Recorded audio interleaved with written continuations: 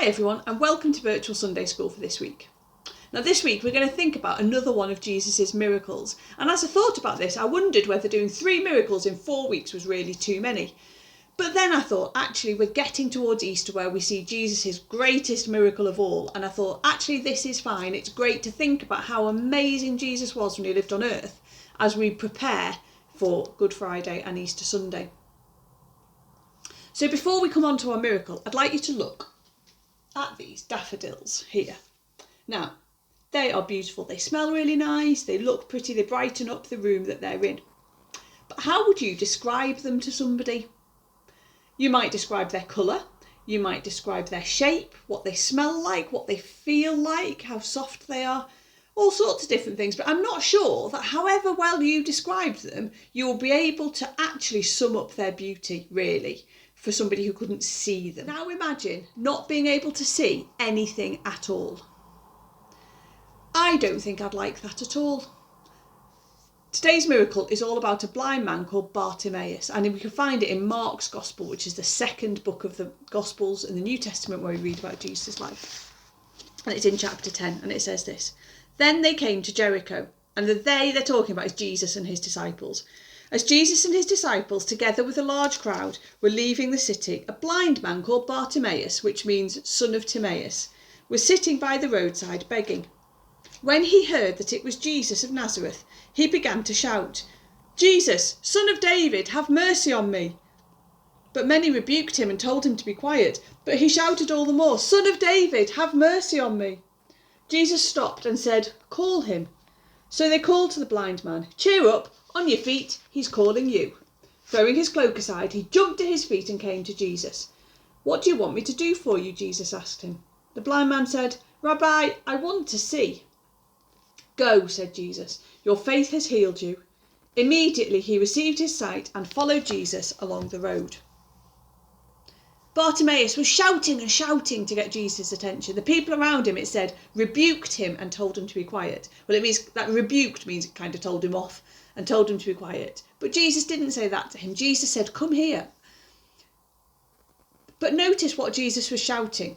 Notice what Bartimaeus was shouting on the roadside. He was shouting, "Jesus, son of David, have mercy on me." He wasn't saying, "Jesus, heal me, I want to be able to see again." He was saying, "Have mercy on me." It wasn't until Jesus was speaking to him face to face that Bartimaeus told him he wanted to be able to see. And then Jesus told him that his faith, Bartimaeus' faith, is what made him well. On that day, Bartimaeus didn't just receive his physical sight back, but also, I imagine, he suddenly understood an awful lot more about Jesus.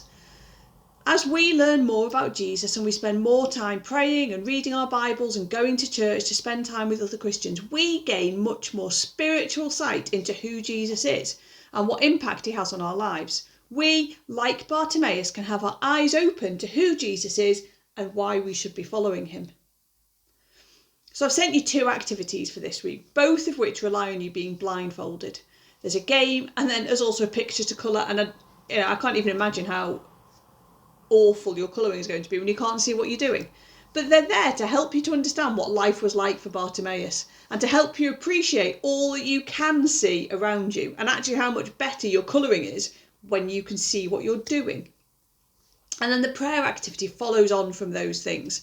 And that is just to go for a walk. And as you go for a walk, don't just look down and see what's immediately in front of you, but actually look around you and see what's around you, and then turn that into a prayer to thank God for all that he does for us and all that there is.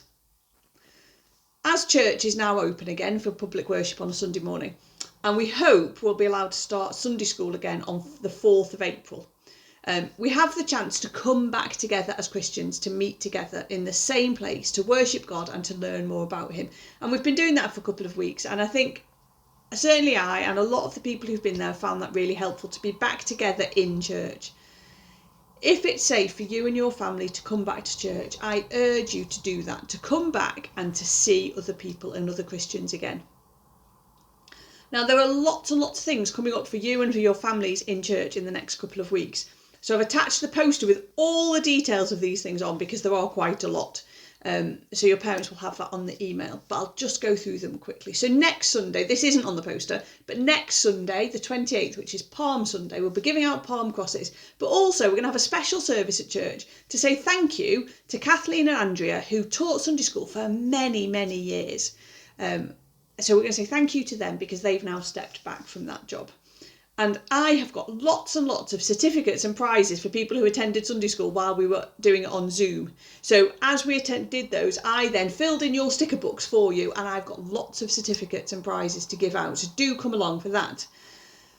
The following week, during the week, so it's the first week of the school holidays, we've got an Easter trail around Much Hall.